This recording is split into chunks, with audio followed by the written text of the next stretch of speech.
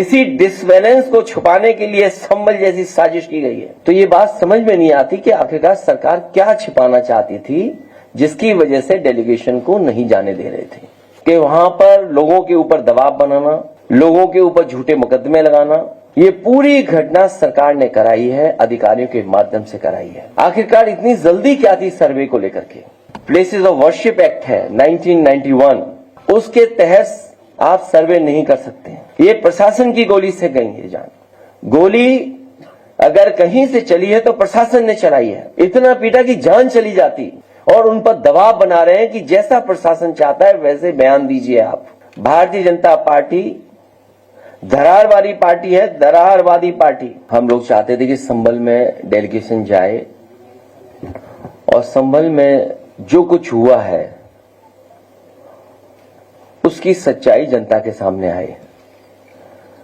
इसके लिए समाजवादी पार्टी ने दोनों सदनों के नेता प्रतिपक्ष, जिसमें सबसे पहले आदरणीय माता प्रसाद पांडे जी, लाल बिहारी यादव जी, श्यामलाल पाल, समाजवादी पार्टी के प्रदेश के अध्यक्ष, सांसद हरिंदर मलिक, सांसद रुचि वीरा, सांसद इकरा हसन, सांसद जियाउर रहमान बर्क, सांसद नीरज मौर्य, पार्टी के नेता कमाल अख्तर, रविराज मेहरोत्रा जी, नवाब इकबाल महमूद साहब, पिंकी यादव, असगर अली अंसारी, जयवीर सिंह यादव, शिव शरण कश्यप से लेकर के ये तमाम साथी जाकर के संभल के लोगों से बातचीत करना चाहते थे।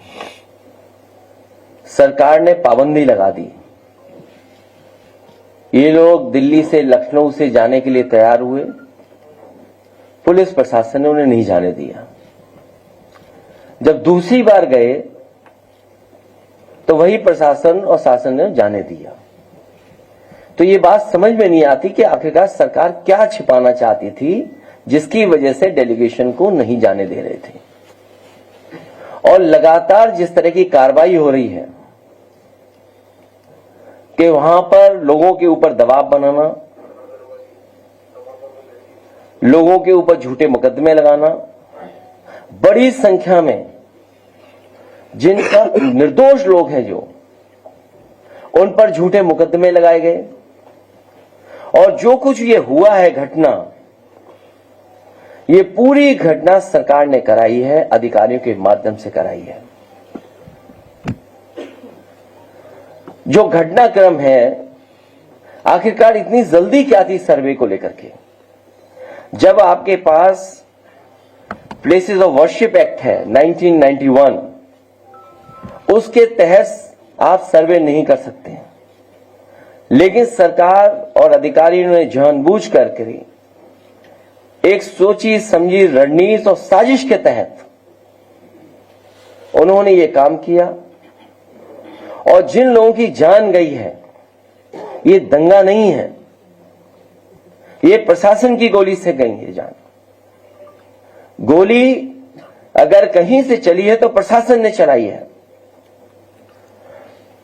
आज भी कोई सच्चाई नहीं जानता है कि आखिरकार जिलाधिकारी या वहां के बहुत सारे वरिष्ठ अधिकारी उन पर दबाव क्या है, किस कारण ये इस तरीके का काम कर रहे हैं जो अनडेमोक्रेटिक है, अनकॉन्स्टिट्यूशनल है। जहां पर अभी भी कार्रवाई चल रही है,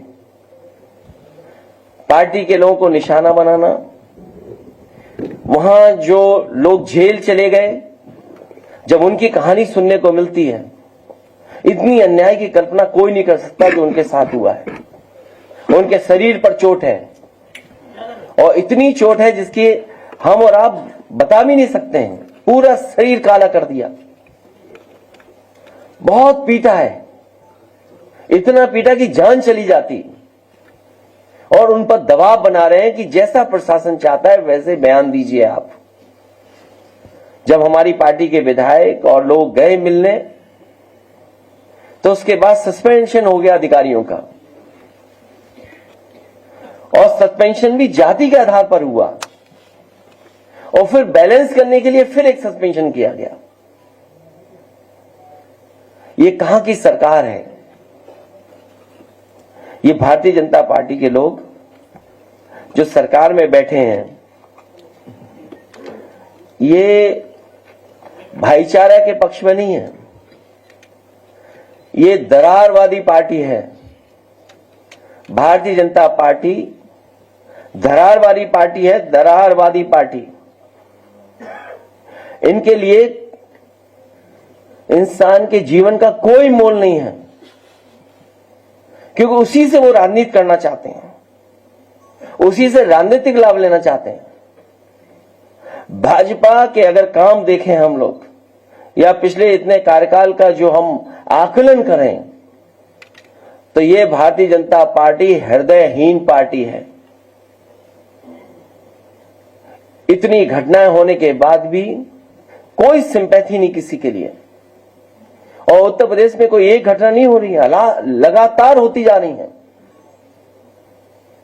जिले उठा करके देख लीजिए किस तरह की घटनाएं हो रही हैं। और तब जब ये नारा लगाते थे कि जीरो टॉलरेंस है, जीरो टॉलरेंस की सरकार है, इस सरकार में न्याय मिलना और न्याय के साथ साथ लोगों की सुनवाई हो, इस सरकार में कहीं दिखता नहीं है सुनवाई भी। भाजपा सरकार के दो पड़ले हैं, एक है पीडीए के खिलाफ अन्याय और दूसरा है भ्रष्टाचार। अन्याय तो हम लोग आप लोग जानते ही हैं, और भ्रष्टाचार को लेकर के तो अब तो चर्चाएं आम हो गई हैं। उन्हीं के अपने लोग भ्रष्टाचार के किस सीमा तक एक दूसरे पर आरोप लगा रहे हैं। ये बात तो पत्रकार साथी ज्यादा समझते होंगे, या राजनीति को जो समझते होंगे वो बेहतर समझते होंगे कि कौन किस पे आरोप लगवा रहा है भ्रष्टाचार के। लखनऊ वाले दिल्ली पर और दिल्ली वाले लखनऊ पर लगवा रहे हैं। भाजपा सरकार के दो पड़ले हैं, एक है पीडीए के खिलाफ अन्याय और दूसरा है भ्रष्टाचार। इन दोनों में कभी एक पड़ला ऊपर हो जाता है तो कभी दूसरा। इसी डिसबैलेंस को छुपाने के लिए संभल जैसी साजिश की गई है। और जो इलेक्शन में लूट हुई थी कुंदरकी में, मीरापुर में, उसको छिपाने के लिए भी संभल जैसी घटना हुई है। जानबूझ कर करके कुंदरकी का जो वोट की लूट हुई, जो पुलिस प्रशासन के माध्यम से वोट पड़वाए गए, जो वीडियो निकले, तस्वीरें आई, उससे आम जनमानस जान गया कि इन्होंने चुनाव नहीं कराया, इन्होंने पुलिस के माध्यम से वोट लूटे हैं। और वही सरकार कह रही है कि अगर कुंदरकी जीत सकते हैं तो मीरापुर, मिल्कीपुर क्यों नहीं। और मैं एक बार फिर कहता हूं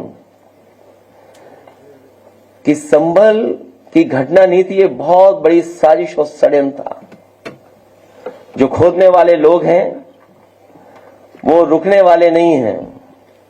अभी हाल ही में इन्होंने आगरा में भी एक एएसआई की संरक्षित बिल्डिंग को गिराने का काम किया। और आगरा में जब जानकारी लोगों को हुई, समाजवादी पार्टी ने अपने तमाम प्लेटफॉर्म पे जब बात ये उठाई, तो न केवल वो प्रोटेक्टेड बिल्डिंग को रोका गया, बल्कि जो तोड़ना चाहता था उसके पीछे टीम लगा करके भेज दिया गया है। सुनने में आया वो आगरा से फरार है, लेकिन जो जानकारी मिल रही है, जानकारी है कि विक्रमादित्य और कालिदास के आसपास ही कहीं वो है। जो सोचिए, एएसआई की प्रोटेक्टेड बिल्डिंग को तोड़ रहा था ठेकेदार, वो अधिकारियों से मिलकर के कोई कारोबार बड़ा करना चाहता था।